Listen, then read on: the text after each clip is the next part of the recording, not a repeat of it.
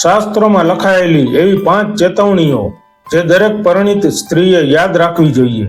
ઘરમાં કલહ અને ગરીબી કેમ આવે છે? ઘણી વખત કારણ બને છે સ્ત્રીઓની આ 5 નાની ભૂલો. દરેક પરિણીત સ્ત્રીએ આ 5 વાતો જરૂર જાણવી જોઈએ, નહીતર ઘરનું સુખ ખતરામાં પડી શકે છે. જો તમે પરિણીત છો તો આ 5 વાતો તમારે જરૂર સાંભળવી જોઈએ. નમસ્કાર દોસ્તો, મારી ચેનલમાં તમારું સ્વાગત છે. મારી ચેનલમાં નવા છો તો મારી ચેનલને લાઈક કરો, શેર કરો અને સબસ્ક્રાઈબ કરો. તો ચાલો શરૂ કરીએ આજની વાર્તા.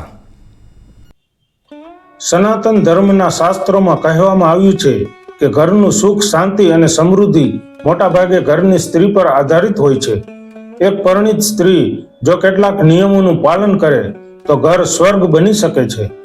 પણ જો અજાણતા પણ કેટલીક ભૂલો થઈ જાય તો ઘરમાં કલહ, ગરીબી અને દુઃખ પણ આવી શકે છે.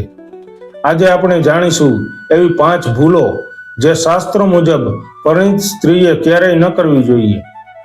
શાસ્ત્રોમાં પતિ પત્નીનો સંબંધ ખૂબ જ પવિત્ર માનવામાં આવ્યો છે. પતિનું અપમાન કરવું, તેની સામે ઉગ્ર શબ્દો બોલવા અથવા જાહેરમાં તેની અવગણના કરવી, આ બધું ઘરનું સુખ નષ્ટ કરી શકે છે.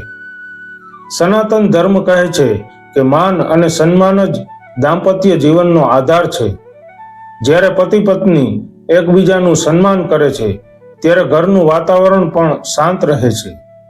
આનો અર્થ એ નથી કે સ્ત્રીએ પોતાનું સ્વાભિમાન ગુમાવી દેવું જોઈએ, પરંતુ સન્માન, સમજ અને સંવાદ, આ 3 વાતો દાંપત્ય જીવનને મજબૂત બનાવે છે. ઘરમાં વારંવાર ઝઘડો કરવો, કડવી વાણી બોલવી અથવા નાની વાતને મોટી બનાવી દેવી, આ પણ મોટી ભૂલ માનવામાં આવે છે. શાસ્ત્રોમાં કહેવાયું છે, જ્યાં કડવી વાણી હોય ત્યાં શાંતિ રહેતી નથી.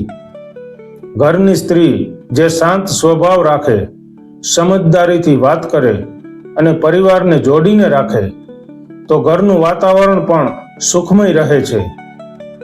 સનાતન ધર્મમાં સ્વચ્છતાને ખૂબ મહત્વ આપવામાં આવ્યું છે.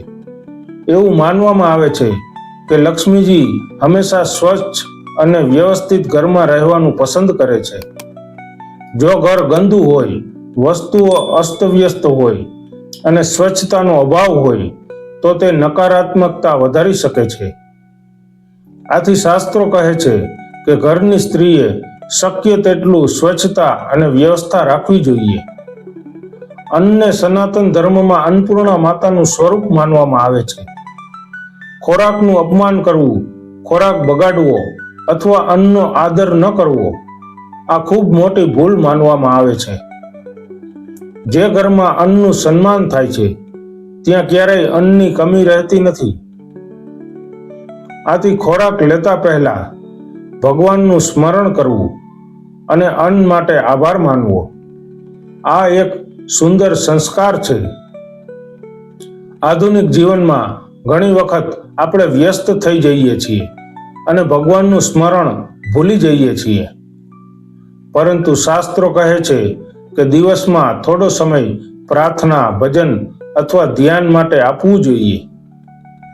આથી મન શાંત રહે છે, ઘરમાં સકારાત્મક ઉર્જા આવે છે અને જીવનમાં સંતુલન રહે છે. ભગવાનનું સ્મરણ માત્ર ધાર્મિક ક્રિયા નથી, તે મનને સ્થિર અને જીવનને સુખમય બનાવે છે.